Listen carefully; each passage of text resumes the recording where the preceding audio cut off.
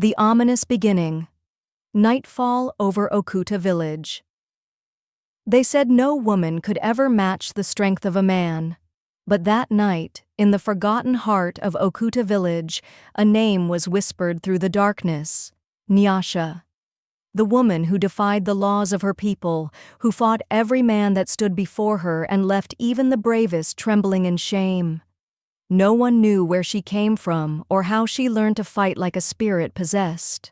They only knew that wherever Nyasha went, storms followed, and that night the storm was coming back. The drums stopped, the fires dimmed, and from the hills the faint echo of a woman's cry rose against the wind, not of fear, but of rage.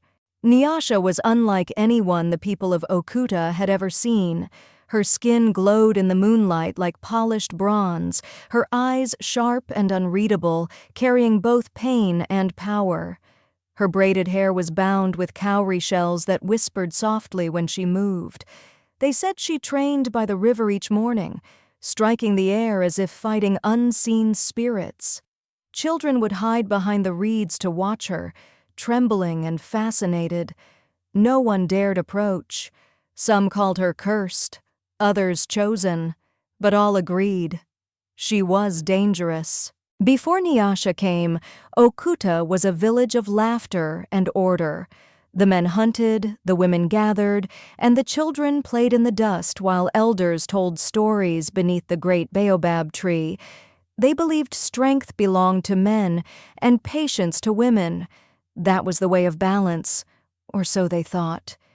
Their chief, Barungo, was a proud man, his chest like carved stone, his voice thunderous. He ruled with fairness, but carried the arrogance of one who had never been challenged. It was during the season of harvest festivals when Nyasha first entered the wrestling arena. The men laughed when she stepped forward, her bare feet covered in red dust, her lean arms glistening with sweat. Chief Barungo himself smirked. "This is no place for a woman," he said. But Nyasha only looked at him and whispered, "Then do not watch if you fear what you will see." What followed silenced the drums of Okuta. One by one, she defeated every man, their bodies thrown into the dust as if struck by the wind itself. After that day, whispers spread like wildfire. Some said Nyasha's power came from a spirit bound to her blood. Others said she had made a pact with the river gods who hated men's pride. Strange things began happening in Okuta. Cows refused to drink from the river. Shadows lingered longer than they should, and at night people claimed to hear a woman's laughter echoing through the forest. Nyasha kept training by the river. Her reflection would shimmer and twist, sometimes showing another face beneath hers, a face of light and sorrow. She began to feel a presence watching her, whispering her name through the wind. One evening, as she struck the water in anger, the river rippled with light, and the voice spoke, "Balance must return." She fell to her knees, trembling. She didn't understand, not yet. Chief Barungo could bear no more. "This woman mocks the gods," he roared. He gathered his strongest warriors and declared a final challenge. Nyasha must face them all at once. If she won, he would kneel. If she lost, she would be banished forever. The crowd gathered at dawn. The air was thick with fear. Nyasha stood alone, her breath steady, eyes fixed on the horizon. When the drums began, she moved like lightning, every strike filled with something beyond human strength. The fight was fierce and terrible. Dust rose in clouds as men fell one by one. The people of Okuta watched in disbelief. This was no ordinary battle. Each time Nyasha's body struck the earth, it trembled like thunder. Her eyes glowed faintly, not of anger, but of sorrow. The river nearby began to churn as if alive, waves breaking though there was no wind.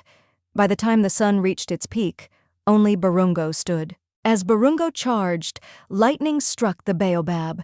The ground shook. The river roared louder than ever before. Then came the voice, deep, ancient, and furious. "You have forgotten the balance." Barungo froze, his spear trembling in his hand. The ancestors had awakened. Nyasha fell to her knees as wind circled her body, lifting dust and leaves into a glowing spiral. Her voice echoed through the storm. "I did not come to destroy you. I came to remind you." Then, silence. The skies opened and heavy rain began to fall, washing blood and dust from the earth. Barungo dropped his spear, weeping. The baobab burned with light from within, its roots glowing like veins of fire. The river flooded, carrying away the last of the fear that had bound them. Nyasha lay still, her body fading into mist, a final smile on her lips. When the storm cleared, she was gone. The storm had passed, but Okuta was never the same again. The river now flowed strong and pure, and crops began to grow again. The people gathered beneath the baobab, now called the Tree of Nyasha. They spoke her name with reverence, not fear. When the wind rustled its leaves, they said it was her spirit, whispering lessons to those who listened. Life in Okuta slowly found harmony again. The men walked humbler, and the women spoke bolder. Children learned both strength and compassion. The Council of Elders changed its laws. Now women could sit among them. Even Chief Barungo's son, Kato, learned to lead with wisdom instead of pride. He tended the baobab daily, saying, "Strength without humility is a burden." Some nights, when the moon rose high, people claimed to see her again, Nyasha, walking by the riverbank, her form made of mist and light. She would bow her head to the village, then fade into the wind. The old ones said she was guarding the balance. The young ones whispered she was waiting for pride to return so she could rise again. Years passed. Kato grew old beneath the baobab. One night, as the wind sang Nyasha's song, he smiled and whispered, "You kept your promise." When the villagers found him, he was gone. Only his footprints led to the river's edge. That night, they said 2 shadows stood beneath the baobab, 1 man, 1 woman, watching over Okuta. And so, the legend of Nyasha lived on, not as a tale of rebellion, but as the spirit who fought imbalance itself. Her name became a prayer, a whisper in the wind, a reminder that every blessing carries a shadow. When the storms come and the trees sway, the people of Okuta still ask, if the spirits returned today, would we still be worthy of their mercy?